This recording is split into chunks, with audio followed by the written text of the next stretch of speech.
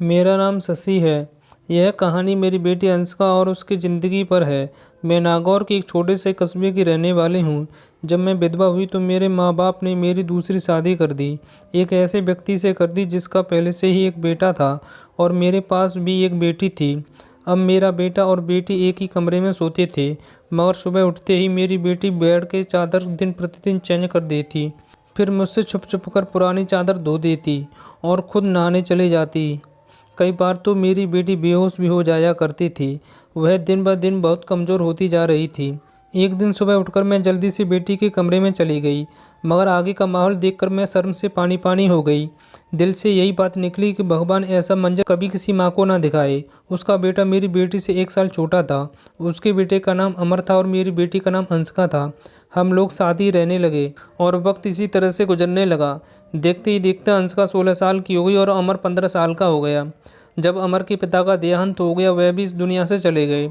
मतलब मेरे दूसरे पति भी हमेशा के लिए हमें छोड़कर चले गए। उनकी हमेशा ही तबीयत खराब रहती थी। उन्हें तरह तरह की बीमारियों ने घेर रखा था, लेकिन उनकी बीमारियों के साथ साथ जैसे तैसे गुजर बसर हो रहा था। उनके जाने के बाद मानो जैसे घर की रौनक उड़ गई हो। हमारा अपना मकान था, इसलिए किराए की चिंता नहीं होती थी और मेरे घर में ही एक किराने की छोटी सी दुकान थी। एक दिन मेरा बेटा बेटी के कमरे में सोया तो सुबह सुबह कुछ ऐसा हुआ कि मैं चकित रह गई। अमर तो सवेरे उठकर नाश्ता करने भी बैठ गया था, जबकि अंशिका अभी तक सो रही थी। वह तो इतनी देर तक नहीं सोई थी, लेकिन आज वह इतनी देर तक क्यों सो रही थी? उसकी आदत थी कि वह सुबह जल्दी उठ जाया करती थी। मैंने उसको आवाज़ भी दी तो वह उठ नहीं रही थी। थोड़ी देर के बाद मैंने उसके कमरे में जाकर उसको देखा तो पता चला कि वह बेहोश हो चुकी थी। मैं बुरी तरह से घबरा गई थी कि उसको क्या हो गया। मैंने फ़ौरन अमर को बोला कि पास के ही डॉक्टर को घर बुला लो। डॉक्टर घर पर आया तो डॉक्टर ने कहा कि यह बेहोश हो गई है। लड़की काफ़ी कमज़ोर है, खून की भी कमी है। कोई भारी काम इसे मत करवाना, बस आराम ही करवाना। कल अच्छा खाना वगैरह खिलाएं, ठीक हो जाएगी। अंशिका फिर से बेहोश हो चुकी थी और इस बार तो उसकी शक्ल देखकर लग रहा था जैसे उसके जिस्म का सारा खून ही खींच लिया गया हो। वह पीली पड़ गई थी। फिर मैंने डॉक्टर को बुलवाया। डॉक्टर ने वही बात कही कि मैंने आराम करने को कहा था। इसको खाने में क्या खिलवाया था आपने? मैंने उनको सारी बात बताई। मैंने कहा कि वही दाल सब्जी खिलाई थी और फल भी खिलाए थे। पूरा दिन कोई काम भी नहीं करवाया था। तो डॉक्टर ने कहा कि दोबारा से कैसे इतनी कमज़ोर हो गई। आप इस बात को सीरियस लीजिए, नहीं तो आपकी बेटी की जान को खतरा हो सकता है, क्योंकि इस तरह से अचानक बेहोश हो जाना और कई घंटों तक बेहोश रहना कोई मामूली बात नहीं है। डॉक्टर ने सख्ती से सारी बात बताई और कुछ देर के बाद वह चले गए। फिर जब अंशिका को होश आया तो मैंने उससे कहा कि तुमने फिर से अब कोई काम किया तो मुझसे बुरा कोई नहीं होगा। लेकिन थोड़ी देर बाद जब मैं उसके कमरे में दोबारा गई तो मैं यह देखकर हैरान हो गई कि वह क्या कर रही है। वह तो फिर से बैठकर चादर को धो रही थी। इस बार मैं उसे दूर से देख रही थी, क्योंकि जो भी वह कर रही थी वह सब कुछ मामूली नहीं था। वह बेहोशी से उठकर चादर को धोना शुरू कर देती थी। यह सब क्या हो रहा था? वह यह क्यों कर रही थी? जब से मेरे बेटे ने उसके कमरे में सोना शुरू किया था तभी से वह ऐसा कर रही थी और बेहोश भी तभी से हो रही थी। अमर उसके लिए था तो सौतेला भाई, लेकिन बचपन से ही दोनों एक साथ ही पले बड़े हैं। उन दोनों में तो सगे भाई बहनों जैसी मोहब्बत थी। फिर ऐसा क्या हो रहा था? मेरी बेटी की तबीयत दिन ब दिन क्यों ख़राब होती जा रही थी? मैं रोती और सोचती रही, यह सब क्या हो रहा है? एक औरत कमज़ोर तब होती है जब वह बच्चे पैदा करती है तो उसके अंदर बिल्कुल भी ताकत नहीं रहती। लेकिन जवान लड़कियां यूं बेहोश होने लगें तो यह तो कोई नॉर्मल बात नहीं थी। दूसरे ही दिन उसने चादर धोकर छत पर सुखा ली। वह आसपास भी देख रही थी कि जैसे मैंने उसे देखा तो नहीं है। रसोई की खिड़की से यह सब कुछ देख रही थी। मैंने भी उसको ऐसा एहसास नहीं होने दिया था, बचपन से दोनों एक साथ ही पले बड़े हैं। लेकिन मेरी बेटी क्या कर रही थी? वह फिर से बिस्तर पर आकर लेट गई और उसने ऊपर वाली चादर को ओढ़ लिया ताकि मुझे कुछ पता न चले। नीचे वाली चादर है या नहीं मुझे पता नहीं था। मैंने स्पष्ट कराया और हमारी किराने की दुकान अच्छी नहीं चल रही थी। हमारी दुकान पर कोई बड़ा ग्राहक नहीं आता था। सिर्फ बच्चे ही गोलियां और टॉफ़ियां लेने आते थे जो 5-10 रुपए देकर चले जाते। इस तरह से तो काम चलने वाला नहीं था। मैं बहुत परेशान थी, लेकिन यह बात मैंने अपने बच्चों को कभी नहीं बताई। अमर को भी कुछ नहीं बताया, क्योंकि वह पहले से ही नौकरी कर रहा था। अगर ऐसे में यह बात बता देती तो वह और भी ज़्यादा परेशान हो जाता, लेकिन मैं खुद बहुत परेशान हो गई थी। ऊपर से डॉक्टर ने कहा था कि बेटी को अच्छी चीज़ खिलाएं, लेकिन घर में तो दाल सब्जी के भी पूरे पैसे नहीं होते थे। घर का खर्चा करना बहुत मुश्किल हो रहा था। लेकिन एक दिन कुछ बहुत ही अजीब हुआ। मैंने अपने बेटे अमर और अंशिका को कुछ ऐसी बातें करते हुए सुना जिसकी मुझे बिल्कुल भी समझ नहीं आई। मेरे बेटे ने कहा, तुमने तो अभी से अपनी तबीयत खराब कर ली, इस तरह तो नहीं चलेगा। अगर तुम्हें इतनी परेशानी हो रही है तो फिर हम यह सब नहीं कर सकते। मेरी बेटी ने कहा कि नहीं, मुझे यह काम करना है। इसी तरह के मौके बार बार नहीं मिलते, और मुझे क्या पता था कि मेरे साथ यह सब कुछ हो जाएगा। मुझे तो पता ही नहीं था कि मेरे अंदर इतनी ताकत नहीं है। मेरे बेटे ने कहा कि अब तो तुम्हें पता है ना, मैं तुम्हारी ज़िंदगी को दांव पर नहीं लगा सकता। तो मेरी बेटी का कहना था कि नहीं, सिर्फ 2-4 हफ्तों की बात है, उसके बाद यह मौका नहीं मिलेगा। यह सब क्या हो रहा था, मुझे कुछ समझ नहीं आ रहा था। यह दोनों क्या बातें कर रहे हैं। एक दिन तो मैंने कुछ ऐसा देखा जिसको देखकर मैं दंग रह गई। सुबह सुबह मेरी बेटी ने चादर को फिर से धोकर छत पर सुखा दिया और वह एक तरफ खड़ी होकर उल्टी कर रही थी। मैंने कहा कि क्या हो गया है तुम्हें? वह घबरा गई और कहने लगी, क्या अचानक से मेरा दिल खराब हो गया है? मैंने कहा, क्या मतलब है इस बात का कि दिल खराब हो गया तुम्हारा? क्या खा रही हो तुम ऐसा, और चादर बार बार को क्यों धो रही हो? क्या छुपा रही हो मुझसे? अगर मुझे पता चला कि तुमने कोई ऐसी वैसी हरकत की है जिससे मेरी और तुम्हारे बाप की इज्जत दांव पर लग गई हो, तो मैं तुम्हें कभी माफ़ नहीं करूँगी। मेरी बेटी हैरान हो गई। उसने कहा, माँ, आप किस तरह की बातें कर रही हो? ऐसा कुछ नहीं है जैसा आप सोच रही हो। लगता है आज आपने कोई फिल्म देखी है या किसी ने आपके कान मेरे खिलाफ भर दिए हैं, जो आप इस तरह की बातें कर रही हैं। मैं ऐसा क्यों करूँगी?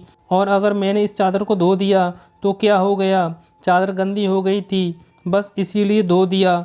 आपको तो पता है कि कई दिनों से मेरी तबीयत ख़राब है, तो दवाई खाने की वजह से मेरे पेट में खराबी हो रही है। अगर मुझे उल्टी आ गई तो इसका और कोई मतलब नहीं है।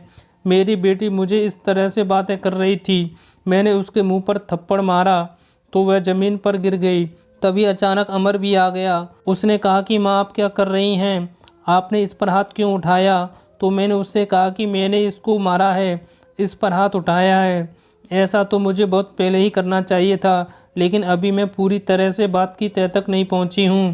जिस दिन मुझे पता चल गया तुम दोनों के बारे में, उस दिन देखना मुझे खुद पता नहीं था कि मुझे क्या हो गया है।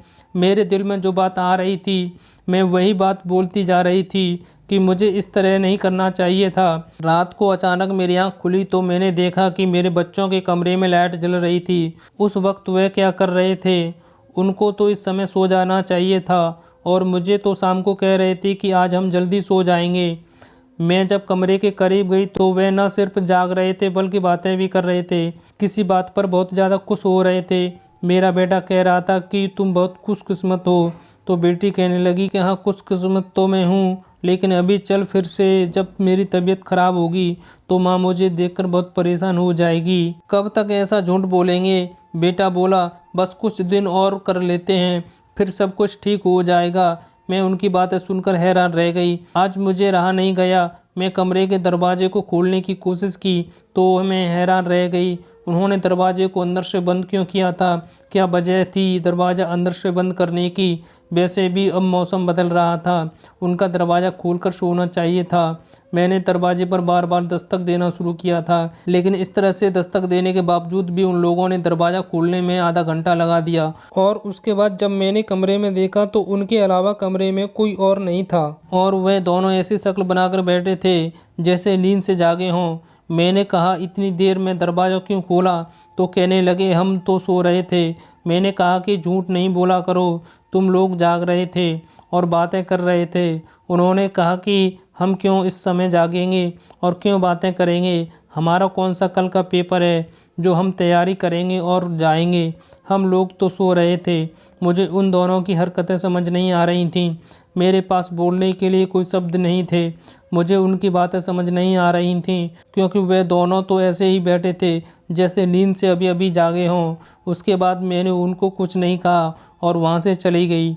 मैंने सोच लिया कि मुझे अब क्या करना है। जवान लड़का और लड़की को मुझे एक साथ एक ही कमरे में नहीं सोने देना चाहिए था। गलती तो मेरी है, मुझे इन सब बातों को ध्यान में रखना चाहिए था। अमर था तो अंशिका का सौतेला भाई ही। नियत बदलने में देर नहीं लगती। जवानी की इस उम्र में बच्चे बुरी संगत में पड़ ही जाते हैं। सगा भाई तो सगा भाई होता है और सौतेला भाई सौतेला। तो फिर मैं कैसे सौतेले भाई बहन को एक साथ एक ही कमरे में सुला रही थी। यह मेरी ही गलती थी। जब हम ही बच्चों पर ध्यान नहीं देंगे, परेशानियां तो पैदा ही होंगी। अच्छी बुरी बातों का ध्यान तो हमें ही रखना होता है। बच्चे तो नादान होते हैं और नादानी में ही बहुत सारी गलतियां कर बैठते हैं। जैसे जैसे विचार मेरे दिमाग में आ रहे थे, अगर यह सारे विचार सही हो गए तो सिर्फ सारा का सारा कसूर मेरा ही होगा। मैंने अपने बेटा और बेटी पर नज़र नहीं रखी थी। एक दिन मेरा बेटा मेरी बेटी को कोई चीज़ ला कर दे रहा था। मैं चुप कर उनकी बातें सुनने लगी। उसने कहा कि यह तुम्हारी दवाई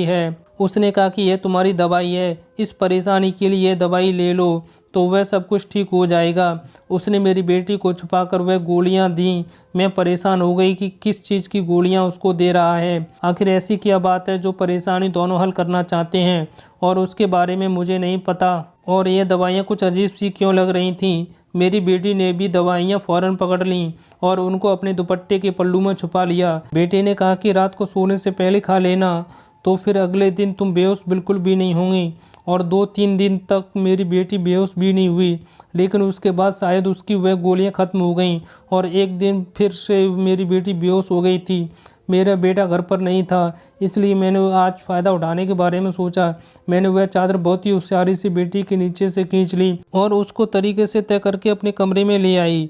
मुझे देखना था कि इस पर ऐसा क्या लगा होता था जिसकी वजह से मेरी बेटी सुबह उठते ही धोना शुरू कर देती थी और यहाँ तक कि अपनी बीमारी का भी ख्याल नहीं करती। जब मैंने चादर को खोलकर देखा तो पहले तो मुझे कुछ नज़र नहीं आया, लेकिन जब मैंने ध्यान से देखा तो उसे देखकर मैं हैरान रह गई। उस चादर पर सफ़ेद सफ़ेद बाल थे और पूरी चादर बालों से भरी हुई थी। मुझे समझ नहीं आई यह किस चीज़ के बाल हैं, क्योंकि यह बाल बिल्कुल सफ़ेद और छोटे छोटे बाल थे। लेकिन मुझे यह बात समझ नहीं आई। मैं सोचती रही यह सब कुछ क्या हो रहा है। तब तक मेरी बेटी को यह पता चल गया कि चादर मैंने देख ली है, तो वह मेरे पास आकर बैठ गई और कुछ अजीब सी घबराई हुई नज़र आने लगी। उसके बाद मैंने उससे पूछ लिया कि क्या बात है, क्यों परेशान लग रही हो। तो उसने कहा कि माँ वह चादर कहाँ है। तो मैंने उससे कहा कि वह तो मैंने धो डाल दी है। यह कहकर वह मेरे पास से जाने लगी, तो मैंने उसका हाथ पकड़ लिया, उसे रोक लिया और मैंने कहा कि मैं सब कुछ देख चुकी हूँ। उस चादर पर जो भी लगा हुआ था मुझे बता दो, यह सब कुछ क्या है। तुम मुझसे इतने दिनों से क्या छुपा रही हो। मैं बहुत परेशान हो गई हूँ। मेरे दिमाग में बहुत बुरे बुरे विचार आ रहे हैं। मेरे पास बैठ गई और फिर मेरी बेटी ने मुझे ऐसी बात बताई, मेरे कदमों तलों से ज़मीन निकल गई। मेरी बेटी ने मुझे बताया कि माँ जैसा आप समझ रही हो वैसा बिल्कुल भी नहीं है। दरअसल हमने देख लिया था कि घर के हालात अच्छे नहीं चल रहे, घर की दुकान भी नहीं चल रही थी और भैया भी कुछ खास पैसा नहीं कमा रहे थे। लेकिन हमें ऐसा कोई काम नहीं मिल रहा था जो हम लोग कर पाएँ। फिर भैया के दोस्त ने उसको एक काम दिया। दरअसल उसने कुछ बहुत ही नकली किस्म के बिल्ली के बच्चे रखे हुए थे जो 3 से 4 की तादाद में थे, लेकिन उनको संभालना उसके बस से बाहर था। इसलिए उसने हमें इन बच्चों को संभालने का काम दिया और उस काम के बहुत सारे पैसे भी दिए। दरअसल भैया भी पूरा दिन वही होते थे, लेकिन रात में भाई को आराम भी करना होता था, इसलिए उन बिल्ली के बच्चों को कमरे में ले जाते थे और मैं उनको संभाल लेती थी। उन्हीं के बाल सुबह चादर पर लगे हुए थे जिसको मैं सुबह को धो देती थी, क्योंकि हमें पता था कि आपको इस तरह की चीज़ें अच्छी नहीं लगती। हम यह सब काम कर रहे हैं और मुझे बाद में पता चला कि बिल्ली के बच्चों से एलर्जी हो जाती है, जिसकी वजह से मैं बहुत बेहोश हो जाती थी। भैया ने मुझे जो दवाइयाँ ला कर दी वह भी इसी चीज़ की थी, ताकि मेरी एलर्जी कम हो जाए। भैया का दोस्त बहुत अमीर था और वह इस काम के हमें बहुत ज़्यादा पैसे दे रहा था। वह हमें एक दिन के 1000 रुपये दे रहा था और आज उन बच्चों का हमारे घर में आखिरी दिन था क्योंकि अब वह उन्हें लेकर दूसरे शहर चला गया है और हमने इतने पैसे कमा लिए हैं कि हम उस कमरे की छत भी डलवा सकते हैं और घर का कुछ राशन भी ला सकते हैं। हमें पता चला है कि आपको पालतू जानवर पसंद नहीं हैं, इसलिए हमने आपको यह बात नहीं बताई, लेकिन आपने तो न जाने हमारे बारे में क्या क्या सोच लिया। हम पर इतना शक किया आपने। हमारे बारे में जो बातें की वह हमारे दिल में तीर की तरह जाकर लगती थीं। मैं जानती हूँ कि वह मेरा सौतेला भाई है, लेकिन वह मेरे सगे भाइयों से भी बढ़कर है। उसने हर बार सिर्फ हमारे बारे में ही सोचा है, जबकि देखा जाए तो हम उसके क्या लगते हैं। उसका पिता तो इस दुनिया में से जा चुका है और उसके अपने रिश्तेदार भी तो हैं जो कि हमसे बहुत ज़्यादा अमीर हैं। वह उनके साथ भी जाकर रह सकता था, लेकिन वह फिर भी हमारे साथ रहता है क्योंकि वह हमें कभी अकेला नहीं छोड़ना चाहता। उसने हमेशा मुझे अपनी सगी बहन ही माना है। उसने कभी मुझसे कोई गलत बात नहीं की और वह हमारा साथ भी देता है, हमारे लिए बहुत कुछ करता है। पूरा दिन वह काम करता है, रात को मैं उसकी मदद करती थी। वह कहता था कि रात में भी वह सब कुछ कर लेगा, दिन भर तो वो बेचारा मेहनत करता है। इसलिए मैंने उससे कहा कि रात को तुम आराम किया करो, बच्चों को मैं देख लूँगी। इसलिए मैं उसकी मदद कर रही थी। मुझे यह सुनकर बहुत ही अफसोस हुआ और मुझे खुद पर बहुत गुस्सा भी आ रहा था। मैंने अपने बच्चों के बारे में क्या क्या सोच रही थी। मैं जितना गलत सोच रही थी, मेरे बच्चे उससे भी कई गुना अच्छे हैं। इतनी गलत बातें मैंने उनके बारे में सोची जितनी मुझे सोचनी भी नहीं चाहिए थी। हमने यह बात अमन को नहीं बताई। अंशिका ने भी उसको कुछ नहीं बताया कि मुझे सारी बात का पता चल गया है, क्योंकि अब यह काम वैसे भी ख़त्म हो गया था और मैं उसकी नज़रों में और ज़्यादा गिरना नहीं चाहती थी। कुछ दिन बाद अमर ने उस कमरे की छत भी डलवा दी। अब हमारे घर का कमरा भी ठीक हो गया। धीरे धीरे हमने बहुत मेहनत की। मेरी बेटी ने भी घर में बच्चों को ट्यूशन पढ़ाना शुरू कर दिया था। हमारे हालात पहले से बेहतर होने लगे थे। धीरे धीरे इतने बेहतर हो गए कि हमारे घर में कोई तंगी नहीं रही। मेरे साथ ज़िंदगी ने बहुत बुरा किया था, लेकिन अच्छा यह किया कि मुझे बहुत ज़्यादा नेक और अच्छे बच्चे दिए, चाहे वह मेरे अपने थे या पराए। ईश्वर की कृपा से मेरे दोनों बच्चे बहुत ही मेहनती हैं और इस बात को समझते हैं कि अभी उनकी मेहनत के दिन हैं। हाथ पर हाथ रखकर नहीं बैठ सकते, क्योंकि उनके सर पर पिता का साया नहीं था। मैं भी कुछ खास नहीं कर सकती थी, इस बात का उनको एहसास था और यह एक बहुत बड़ी बात है। ईश्वर की कृपा है कि अब सब कुछ ठीक हो गया है। ऊपर वाले का लाख लाख शुक्र हुआ। जैसा मैं सोच रही थी वैसा नहीं हुआ, लेकिन ऐसा भी हो सकता था। अगर ऐसा होता तो मैं कहाँ जाती। अब आखिर मैं इतना कहना चाहूँगी, जो ऊपर वाला चाहता है होता वही है। मेरे बच्चे बहुत समझदार हैं और उनके दिल में कोई ऐसी बात नहीं है, लेकिन फिर भी मैं ऐसी माँ को नसीहत करूँगी, बच्चों के साथ के मामले में थोड़ी एहतियात ज़रूर करें और वह गलती ना करें जो मैंने अपने बच्चों के साथ की है। मुझे दोनों को एक ही कमरे में नहीं रखना चाहिए था, क्योंकि जो ना हुआ वह भी हो सकता था और अगर वह हो जाता तो सब कुछ खत्म हो जाता। मेरे बच्चे तो समझदार थे, शायद मेरे साथ ऐसा इसलिए नहीं हुआ। अपने बच्चों का ध्यान रखें, उनकी ज़िंदगी पर भी ध्यान रखें और वह कब क्या कर रहे हैं इस बारे में पूरी जानकारी रखें और बच्चों पर प्यार करने के साथ साथ थोड़ी सख्ती भी रखें और वह क्या गलती कर रहे हैं क्या नहीं कर रहे, इन सब बातों के बारे में उनसे जानकारी लेते रहें और इस बात का ध्यान रखें जब बच्चे जवान हो जाएं तो उनके बिस्तर अलग अलग कर देना चाहिए। आपसे भी यही सब कहूँगी कि अपने बच्चों का ध्यान रखें। दोस्तों, उम्मीद करता हूँ आपको हमारी कहानी पसंद आई होगी। कहानी पसंद आई हो तो वीडियो को लाइक करें, चैनल पर नए हो तो चैनल को सब्सक्राइब करें। धन्यवाद।